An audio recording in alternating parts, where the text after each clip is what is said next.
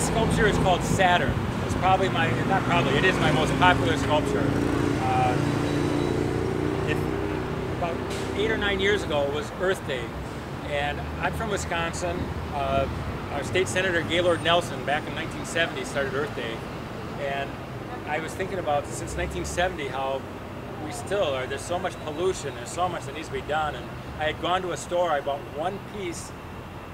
The woman put it in a plastic bag, and I'm thinking, oh my gosh, I mean, that bag's gonna take 1,000 years to disintegrate. It's just, I was thinking, what are we doing to poor Mother Earth? And I was gonna make just a big ball of junk, and that was gonna be my artistic statement.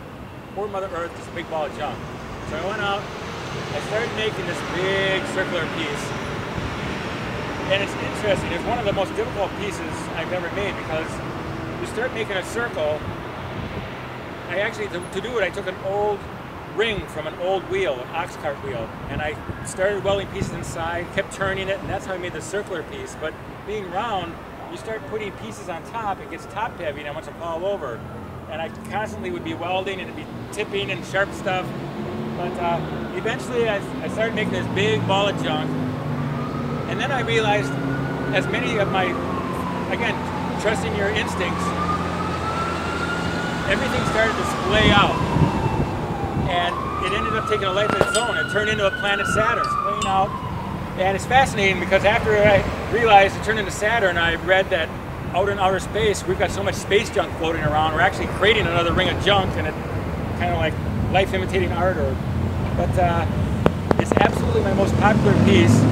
I finished it in time for Paradise City, I think 4 years ago, and it won first prize, best of show, and it was by the largest margin they ever had. People just loved it. It's kind of like, where's Waldo? Because everybody walks around and they try to find things, and I've got things that people can turn, I've got faucets, I've got just things that people like to touch it and find, and there are pieces here, parts of an old Model T that would have driven up and down here on Main Street.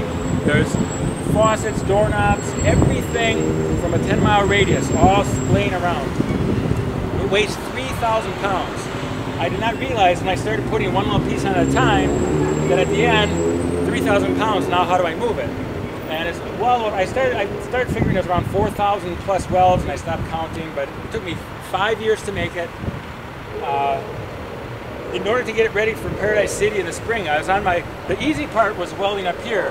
Lying on your back in the cold Chesterfield ground where I made this in the spring, it was 30 degrees and it's cold, and you're upside down and you're welding, and sparks have a way of knowing how to get down your collar, and it